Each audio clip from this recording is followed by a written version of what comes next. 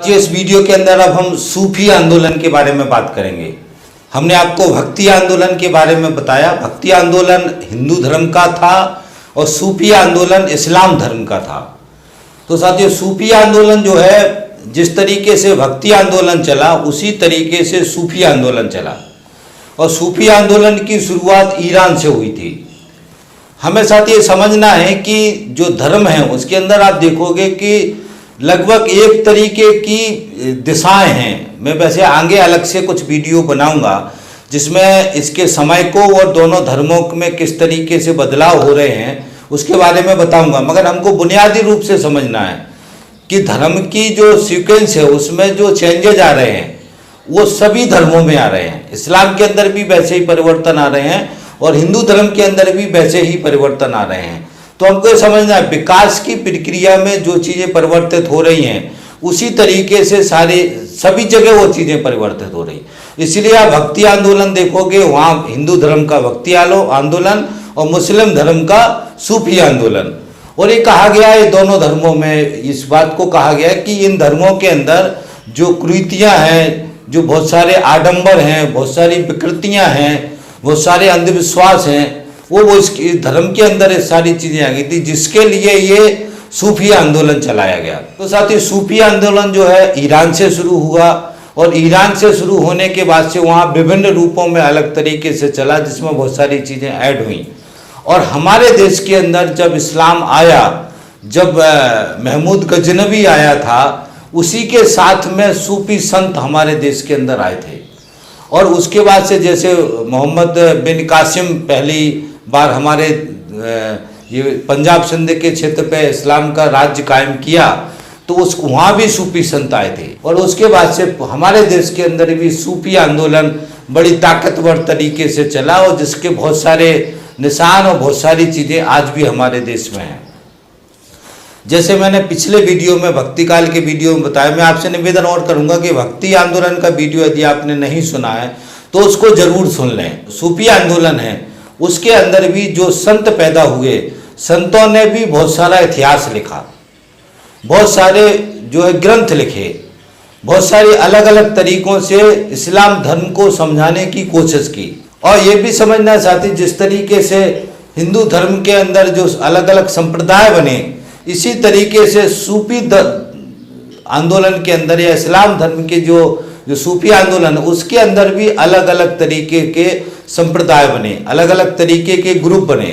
तो ये बुनियादी चीज़ है जिस चीज़ को साथी ध्यान रखना है। अब हम सीधे जो सूफी आंदोलन का इतिहास है उसकी चर्चा साथी शुरू करते हैं। और साथियों, जो अलग अलग ये संप्रदाय थे इसमें उनको सिलसिले कहा गया। और हमारे देश के अंदर 13वीं शताब्दी तक लगभग भारत देश के अंदर 14 सिलसिले थे जो इस्लाम धर्म से जुड़े हुए सिलसिले थे। तो साथियों, जो सिलसिले अलग अलग थे, पहले इसी के बारे में अपन समझ लेते हैं। पहला सिलसिला था चिश्ती। वही 1190 में जब इस्लामिक शासक हमारे देश में आए थे तभी इसके संत जो है हमारे देश में आए थे। और इसके जो संत थे ख्वाजा मोइन उद्दीन चिश्ती, ये इनका नाम था। इनका जो सिद्धांत था वो अद्वैतवाद के सिद्धांत को मानते थे, एकेश्वरवाद के सिद्धांत को मानते थे। और इनका मत ये था कि एकेश्वरवाद का मत ये था कि ईश्वर एक है। दूसरा जो सिलसिला था वो था सोहरावर्दी, इसके संस्थापक थे शेख शहाबुद्दीन सोहरावर्दी। तीसरा था कादरी, इसके संस्थापक थे शेख निजमत उल्लाह नक्शबंदी, इसके संस्थापक थे ख्वाजा पीर मोहम्मद रसानिया, इसके संस्थापक थे मियाँ बयाजिद अंसारी। अगला था महदवी, इसके संस्थापक थे मुल्ला मोहम्मद मेहदी। अगला था ऋषि, इसके संस्थापक थे नूरुद्दीन नूरानी। अगला था कलंदरिया, इसके संस्थापक थे अबू बली कलंदर। और अंतिम था सत्तारी, इसके संस्थापक थे अब्दुल्ला सत्तारी। तो ये प्रमुख जो है सिलसिले हैं इस्लाम धर्म के सूफी आंदोलन के, ये प्रमुख सिलसिले हैं जो भारत देश के अंदर है। अब हम सूफी जो मत था उनका जो प्रमुख जो है क्या क्या सिद्धांत था उसके बारे में थोड़ी सी चर्चा कर लेते हैं। इनका पहले जो ये अद्वैतवाद पे सिद्धांत से, जैसे मैंने बताया, एक ये इस्लाम धर्म है, ईश्वर एक है। उसके अलावा इनका मत था भौतिक जीवन का त्याग, शांति और अहिंसा में ये लोग विश्वास करते थे। सभी का सम्मान करते थे, सभी धर्मों का सम्मान करते थे। और इनका था कि प्रेम और भक्ति में डूबकर परमात्मा की भक्ति करना। ये इस्लाम का प्रचार करते थे, उसके उपदेश देते थे। ये जीवन को प्रेम कहते थे और ईश्वर को प्रेमिका कहते थे। हृदय की शुद्धता, जिसमें दान है, तीर्थ है, उपवास है, कि गुरु शिष्य का बहुत ही महत्व था। गुरु को जो है पीर कहते थे और शिष्य को मुरीद कहते थे। और एक बाह्य आडंबर जो है उसका विरोध करते थे। और सूफी संत जो थे वो अलग अलग सिलसिलों से अपना संबंध रखते थे। तो ये मोटा मोटा इनका जो सूफी आंदोलन है, इसका जो मकसद था, इनका जो लक्ष्य था, इनका जो उद्देश्य था, वो ये था इस्लाम का प्रचार करने के साथ ये सारे सिद्धांत थे जिनको लेकर के सूफी संत सूफी आंदोलन चला रहे थे। इस बात को साथी हमको ध्यान रखना है। अब इसके जो कुछ ऐसे शब्द हैं जिनको ध्यान रखना है। एक शब्द है खाना कहा है। खाना कहा का अर्थ है कि मठ, जैसे अपने हिंदू धर्म में मठ होते हैं, धर्मशाला कह सकते हैं, रुकने का साधन कह सकते हैं, वहाँ से प्रचार प्रसार का, तो उसको खाना काय कहते थे। दूसरा समा, समा शब्द का अर्थ है जो ये भक्ति में लीन होकर के जो कव्वाली गाते थे, गीत गाते थे, उसमें जो प्रोग्राम चलता था उसको समा कहते थे। मलफूजात ये शब्द आएगा जहाँ, उसका मतलब है कि सूफी जो किताबें हैं उसको मलफूजात कहते हैं। और शरीयत जो है उसको कहते हैं जो इस्लाम का कानून है। तो ये कुछ शब्द हैं जिसको हमको ध्यान रखना है, आगे चर्चा में आएंगे। सूफी आंदोलन की भी दो धाराएं थी। पहला है बासरा और दूसरा है बेसरा। दोनों के आगे, एक के आगे बा है, एक के आगे बे है और दोनों के पीछे सरा जुड़ा हुआ है। तो दो तरीके के ग्रुप थे। और जो ये बासरा ग्रुप था, ये जो है पूरी तरीके से इस्लाम की जो शरीयत की किताबें या इस्लाम है उसको मानते थे, उसके ऊपर चलने की बात करते थे। दूसरा जो बेसरा है वो इस्लाम के अंदर सुधार चाहते थे। इस्लाम के अंदर जो एक कट्टरपंथी या जो इस तरीके की जो विकृतियां थी उसको बदलाव चाहते थे। तो इस तरीके से इनके संतों के अंदर दो तरीके के ग्रुप थे। सर एक चीज और ध्यान रखना है कि ये जो आंदोलन था पूरा, इस आंदोलन के अंदर सूफी आंदोलन में भी हम जैसे हिंदू धर्म का आंदोलन बताया था हमने, वैसे सूफी आंदोलन के अंदर भी जो संत थे, संतों का जो है वो अपना खाना काह बनाते थे, मतलब एक मठ जैसा बनाते थे और वहीं रहते थे। और उसके बाद से जब भी संत जो की मृत्यु होती थी तो उनका जो है जहाँ पे भी उनको दफनाते थे। ये जो संत हैं, ये संतों के मरने के बाद जो है मजार बनाए जाते थे और बाद में उनके मजार को एक देवस्थान टाइप का, एक इन्होंने धार्मिक स्थल टाइप का बना के फिर उसके ऊपर लोग अपनी मनोकामना पूरा करने के लिए वो उन मजारों पे जाते हैं और उनसे बाकायदा फिर अपना निजी स्वार्थ करने की बात करते हैं। तो ये इस बात को हमको समझना है। तब कि इनकी जो संत थे इन्होंने उपदेश दिए और उन उपदेशों से जनता सुने, उन उपदेशों पर जनता चले, ये इनका असल मकसद था, जिससे जनता आज भटक गई है। जो संतों का उपदेश थे वो कोई नहीं सुनना चाहता, कोई नहीं पढ़ना चाहता, और संतों के जो उपदेश थे उसके हिसाब से जीवन जीना, उसको मानना, ये है जो संतों की जो असल बात है। ये असल बात को आज की जनता ना समझ के उनको खाली इस चीज का वस्तु बना दिया है कि ये हमारी जो है मनोकामना पूरी करें। तो अजीब सी विकृति धर्मों के अंदर आई है जिसके बारे में हम अलग से बात करेंगे।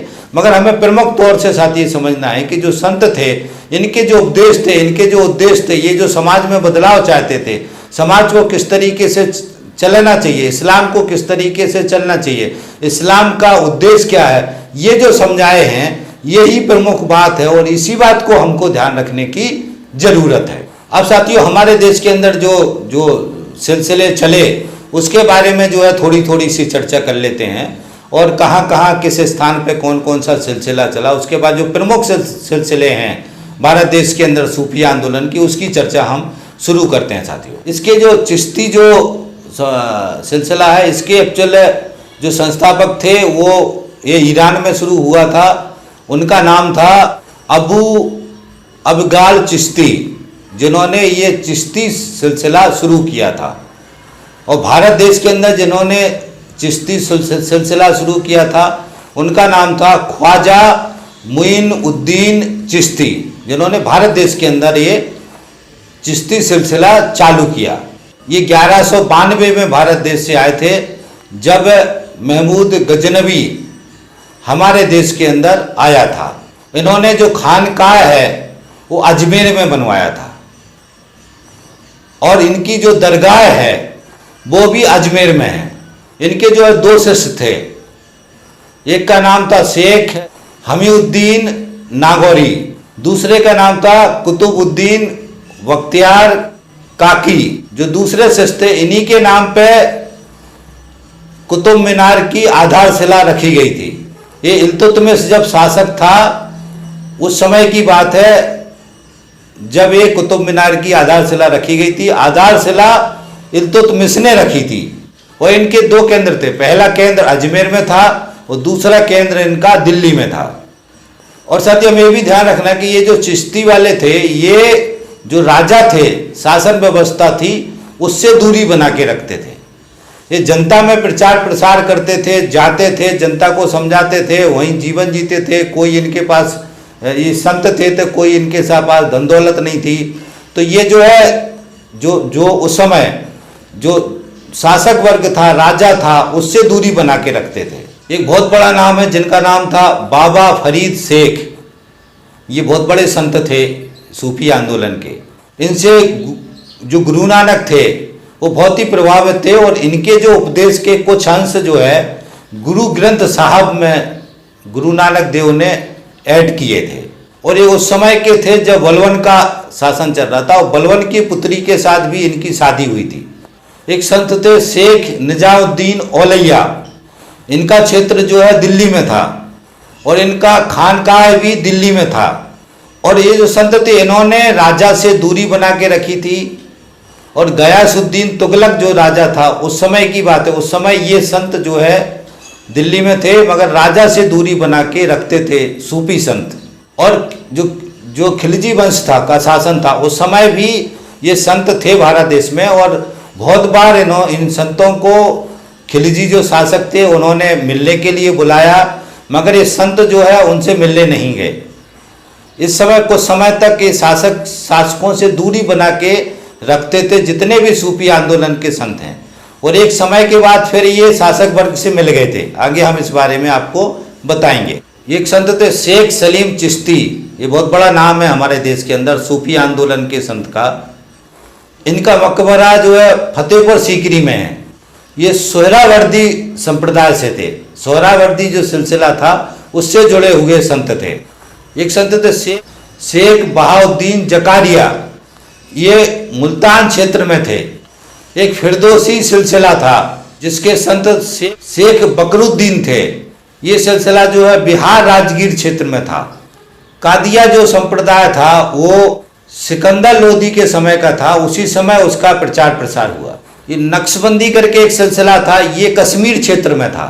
ये जो है औरंगजेब के समय की बात है, उसके समकालीन वाला का समय है, जब ये सिलसिला कश्मीर में बहुत ही अच्छी तरीके से काम कर रहा था। तो ये साथी कुछ मुख्य तत्व थे। और इस पूरे सूफी आंदोलन का इस्लाम धर्म के साथ साथ जो आम जनता के लिए ये आंदोलन संत चला रहे थे, इस पूरे आंदोलन के परिणाम क्या निकला, उसमें कुछ 2-3 तथ्य हैं जिसके बारे में हम चर्चा कर लेते हैं। एक तो इस पूरे सूफी आंदोलन से हिंदू मुसलमान की एकता कायम हुई। जिस तरीके से हिंदू संत भक्ति आंदोलन चला रहे थे और सूफी संत सूफी आंदोलन चला रहे थे, जनता के बीच जाके, जनता से मिलके, जनता को उपदेश देके, जनता के साथ जुड़ के, तो इससे हिंदू मुस्लिम एकता कायम हुई। जो दोनों में नफरत थी हिंदू मुसलमानों के अंदर, उसमें एकता कायम हुई। इस आंदोलन का नतीजा था सूफी आंदोलन और भक्ति आंदोलन, दोनों आंदोलन का नतीजा था कि हिंदू मुस्लिम एकता कायम हुई। दूसरा ये था कि जो शासक वर्ग था, शासक वर्ग को जो शोषित वर्ग था उनको इन्होंने जन कल्याण के काम करने की बहुत सारी प्रेरणा दी, सरकारों को, राजाओं को, कि जन कल्याण के लिए ये काम करना है, वो काम करना है। ये सूफी आंदोलन का बहुत बड़ा असर था कि इस्लामिक जो शासक थे उनको उन्होंने जन कल्याण के काम किए। और इन संतों ने भारत देश के अंदर इस्लाम धर्म को खासतौर से एक आध्यात्मिक और एक नैतिक मंच स्थापित किया। तो ये प्रमुख चीज़ें थी जो सूफी आंदोलन से के परिणाम के रूप में हम देख सकते हैं। जो प्रमुख 3 चीज़ें मैंने आपको बताई, इसके अलावा भी बहुत चीज़ें हैं, उसके विस्तार में हम नहीं जा रहे हैं। तो ये था साथी सूफी आंदोलन। मैंने बहुत ही संक्षेप में आपको बताया, बहुत सारी चीज़ें छूटी भी होंगी इसमें। मैं आपको कॉन्सेप्ट समझाने की कोशिश कर रहा हूँ और जो बेसिक चीज़ें हैं, इनका उद्देश्य क्या था, इनका मकसद क्या था, उसको आपको समझाने की कोशिश कर रहा हूँ। मुझे उम्मीद है कि सूफी आंदोलन का जो मैंने आपको जानकारी दी है, इससे आप ये समझ पाएंगे कि हिंदू धर्म के अंदर क्या चल रहा था और इस्लाम धर्म के अंदर क्या चल रहा था। इस्लाम धर्म के संत क्या कर रहे थे और हिंदू धर्म के संत क्या कर रहे थे। दोनों चीज़ें मैंने दोनों इस आंदोलनों में आपको समझाई। मुझे उम्मीद है कि इससे आप समझ पाएंगे, क्योंकि ये धर्मों के अंदर सुधार की प्रक्रिया का समय था, इस्लाम धर्म के अंदर भी और हिंदू धर्म के अंदर भी। और इसी समय में सारे साहित्य लिखा गया, बहुत सारी पुस्तकें लिखी गई। जैसे हमने आपको भक्ति आंदोलन में बताया, जो हम ये रामचरितमानस पढ़ते हैं, रामायण जिसको कहते हैं, ये भक्ति आंदोलन की उपज है। इसके अलावा और भी बहुत सारे संतों ने बहुत सारे ग्रंथ लिखे, बहुत सारे मंदिर बने, बहुत सारे मठ बने, बहुत सारी धर्मशालाएं बनी। इस संतों के, बहुत सारे संतों के भी मंदिर बने। तो ये बहुत सारी जो प्रक्रिया हुई, ये इसी बीच में हुई, जो धर्म के साथ जुड़ के धर्म सुधार के बारे में काम कर रहे थे। ये धर्म पैदा वाले धर्म सुधार की प्रक्रिया का युग था ये वाला भक्ति आंदोलन। उसी तरीके से इस्लाम के अंदर भी, इस्लाम के धर्म के अंदर की सुधार का काम कर रहे थे ये सारे सूफी संत, जो सुधार की आवश्यकता थी। तो ये दोनों धाराएं एक तरीके से चल रही थी हमारे देश के अंदर। अब साथी इसके अलावा जो और भी जो धाराएं हैं, वो भी साथी इसी के साथ चल रही। मैं बार बार हर वीडियो में बताने की कोशिश कर रहा हूँ कि शासक कोई भी रहे हों, राजाओं ने, इस्लामिक राजाओं ने भी अपने राज्य को कायम रखने के लिए हिंदुओं के ऊपर अत्याचार किए, बहुत सारा जगह इतिहास में मिलता है। और साथ में उन्होंने बहुत सारे मंदिरों पे भी हमला किया। मंदिरों पे एक्चुअल हमला करने का मकसद दल लूटना था, जो हम पिछले वीडियो में समझा चुके हैं। उसके अलावा बाद में कुछ ऐसी चीज़ें हुई, क्योंकि कुछ शासक मौलवियों के चक्कर में, मौलवी की सुन करके जो शासन व्यवस्था चलाते थे, उन्होंने कुछ समय तक मंदिरों का को टारगेट किया, या मंदिरों का निर्माण को उस तरीके से नहीं होने दिया। तो ये धर्म से लड़ाई नहीं थी, ये राज सत्ता के लिए लड़ाई थी जो धर्म के ऊपर हो रही थी। मगर हमको ये समझना है कि धाराएं सारी चल रही थी। इस्लाम की शासन व्यवस्था के समय सभी धाराएं, इस समय जो है जैन धर्म भी चल रहा था, बौद्ध धर्म भी चल रहा था, हिंदू धर्म भी चल रहा था, और उसी तरीके से इस्लाम धर्म भी चल रहा था। और ये भी समझना है साथियों इसी समय में कि हमारे देश के अंदर सभी धर्मों की शासन व्यवस्था चल रही थी। इस्लामिक शासक थे जो इस्लाम से अपनी शासन व्यवस्था चला रहे थे, हिंदू शासक थे। अभी हम आगे आपको मराठा का बताएंगे, मराठा का आंदोलन के बारे में बताएंगे। दक्षिण में जो है खासतौर से एक बहमनी साम्राज्य चल रहा था, और साथ में एक जो है विजयनगर साम्राज्य कायम हुआ था। तो ये सारी जो चीज़ें हैं जो जिसको हमको समझना है, तो अलग अलग तरीके की धाराओं की शासन व्यवस्था भी चल रही थी। तो ये समय था साथी इतिहास की विकास की प्रक्रिया का एक पड़ाव था सूफी आंदोलन।